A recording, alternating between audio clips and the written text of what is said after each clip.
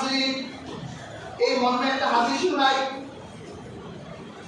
আল্লাহর হাবিবের একজন সাহাবী ছিলেন হযরত আবু মুসা আশআরী রাদিয়াল্লাহু তাআলা। খুব নরম সাহাবী ছিলেন। আল্লাহর হাবিবের সাথে তিনি দেখা করতে এলেন, তার সাথে দুইজন ব্যক্তি এসেছে। আল্লাহ রাসূল তখন মেসওয়াক করছেন। আবু মুসা আশআরী যখন আল্লাহর হাবিব থেকে একটু দূরে গেলেন, ওই দুইজন ব্যক্তি আল্লাহ রাসূলকে বলল, ইয়া রাসূলুল্লাহ, ইয়া হাবিবাল্লাহ, আমরা দুইজন আপনার সাহাবী আবু মুসা আশআরীর সাথে এসেছি। আমাদের সমাজে অনেক কদর আছে, আমাদের অনেক দাম আছে, মর্যাদা আছে। আমাদের দুইজনকে দুইটা পদ দিয়ে দেন, যাতে আমরা আবু মুসা আশআরীর সাথে গিয়ে আমরা এই পদের প্রতি সম্মান করতে পারি। রাসূলুল্লাহ তখন মেসওয়াক করছিলেন, আল্লাহ হাবিবের মেসওয়াক থেমে গেল। রাসূলুল্লাহ রাগ হলে আবু মুসা আশআরীকে বলল, তুমি তোমার সাথে কাদেরকে এনেছো? তারা দুইজন আমার কাছে পদ চায়। তখন আবু মুসা আশআরী বিনয় নিয়ে বলল, ইয়া রাসূলুল্লাহ, তাদের মনে যে এটা ছিল আমি তো জানতাম না। তখন আল্লাহ হাবিব বলেছিল, ইন্না লা ওয়াল্লাহি লা নুআল্লি আলা আমালিনা হাযা আহাদান সাআলাহু আও হারাসা আলাইহি। আল্লাহ হাবিব বলেছেন, আল্লাহর কসম, কোন ব্যক্তিকে আমরা পদমর্যাদা দেই না যে পদ চেয়ে নেয় আর যার পদ পাওয়ার লোভ আছে।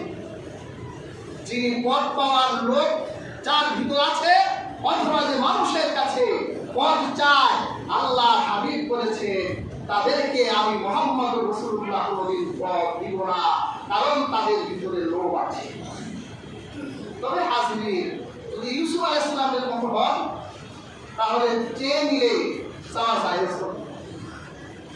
হযরত ইউসুফ আলাইহিস সালাম কুরআনে আসছে, قال اجعلني على خزائن الارض اني حفيظ عليم।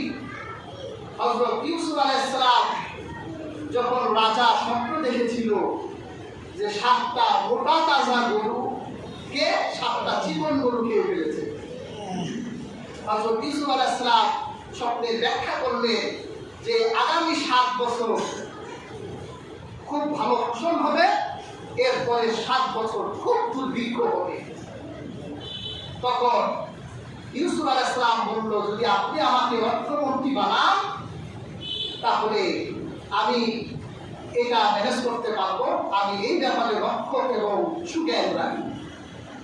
ইউসুফ আলাইহিস সালাম তিনি অর্থমন্ত্রী হওয়ার পথ চাইলে কোরআনে এসেছে, কারণ ইউসুফ আলাইহিস সালাম তিনি জানতেন যে তিনি প্রজাদের সাথে ইনসাফ করতে পারবেন। কিন্তু আমরা কয়জন ইউসুফ আলাইহিস সালামের মতো? ইউসুফ আলাইহিস সালাম তো ঠিকই তিনি 7 বছর শস্যগুলো জমিয়ে রাখলেন, পরে 7 বছর এমন দুর্ভিক্ষ হলো, মানুষগুলো আর মরুভূমিতে আর কোনো ফসল হয় না, কয়লার মতো হয়ে গেল মরুভূমি। মানুষ যখন খাদ্যের অভাব তৈরি হলো, তখন মিশরের এই অর্থমন্ত্রী আল্লাহর পয়গম্বর হযরত ইউসুফ আলাইহিস সালাম ঘোষণা দিলেন যে তোমরা মিশর আসো, তোমাদের জন্য আমি শস্য রেখে দিয়েছি, তোমরা আমাদের কাছ থেকে কম দামে শস্য ক্রয় করো আর তোমাদের জীবনযাপন করতে থাকো। আর হাজিরিন, হযরত ইউসুফ আলাইহিস সালাম তখন মিশরে ছিলেন, আর সেই মাদায়েন থেকে ইউসুফ আলাইহিস সালামের ভাইরা আসলো। ইউসুফ আলাইহিস সালাম তো ভাইদের দেখে চিনে ফেলেছেন তার একই দুই তৃতীয় ভাই এবং তার মায়ের পেটের ভাই বিনয়ামীন চলে এসেছে। তারা এসে বলল, হে খলিফা, আমরা সেই মাদায়েন থেকে এসেছি, আমরা ইয়াকুব নবীর সন্তান, আমাদের খাদ্য সংকট হয়েছে।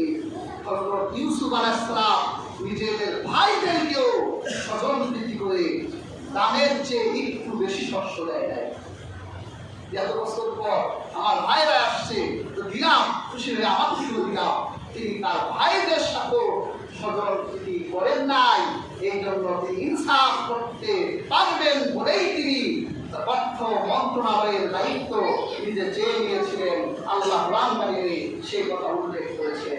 কাজেই হাজিরিন, একজন শাসক হতে হলে তাকে কতগুলো ক্ষমতা অর্জন করতে হয়। লোক থাকা যাবে না, স্বজন প্রীতি করা যাবে না, মানুষের নিকট যদি সে ফাসিক হিসেবে সাব্যস্ত হয়, জালেম হিসেবে সাব্যস্ত হয়, সে আর কোনোদিন শাসক হতে পারবে না। তাকে আদেল হতে হবে, আমানতদার হতে হবে, মুত্তাকি হতে হবে, সচ্চরিত্রবান হতে হবে, তাকে বালেগ হতে হবে, তাকে জ্ঞানী হতে হবে। এরকম অনেকগুলো গুণ যার ভিতরে থাকে, এই ব্যক্তি খেলাফতের খলিফা দায়িত্ব গ্রহণ করতে পারে। আজ এই হাজরিন, আজকে এই মানুষগুলো বড়ই অভাব আমাদের সমাজে। আজকে আমরা খেলাফতের এই চর্চা ছেড়ে দিয়ে আধুনিক গণতন্ত্রের চর্চা করে আজকে হাজরিন আমরা চূড়ান্ত সফলতা অর্জন করতে পারছি না। জনজীবন বিপন্ন হচ্ছে, মানবতা আজ ঢুকে ঢুকে মরছে। পেয়ার হাজরিন, আল্লাহ হাবিবের একটি হাদিস দিয়ে শেষ করছি।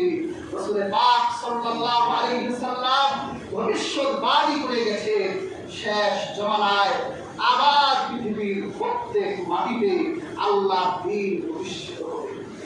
পৃথিবীর এমন কোন মাটি নেই যে মাটিতে আবার খেলাফত আসবে না। পেয়ার হাজরিন, আজকে আল্লাহর হাবিবের এই ভবিষ্যৎবাণী আমরা দেখতে পাচ্ছি। আজকে কাফেরের কুফরির সীমানা শেষ হয়ে গেছে। মনে রাখতে হবে, সে আরবের বেদুইনদের সেই শর্ত ফুটিলেও আল্লাহর দ্বীন আবার পৌঁছে যাবে।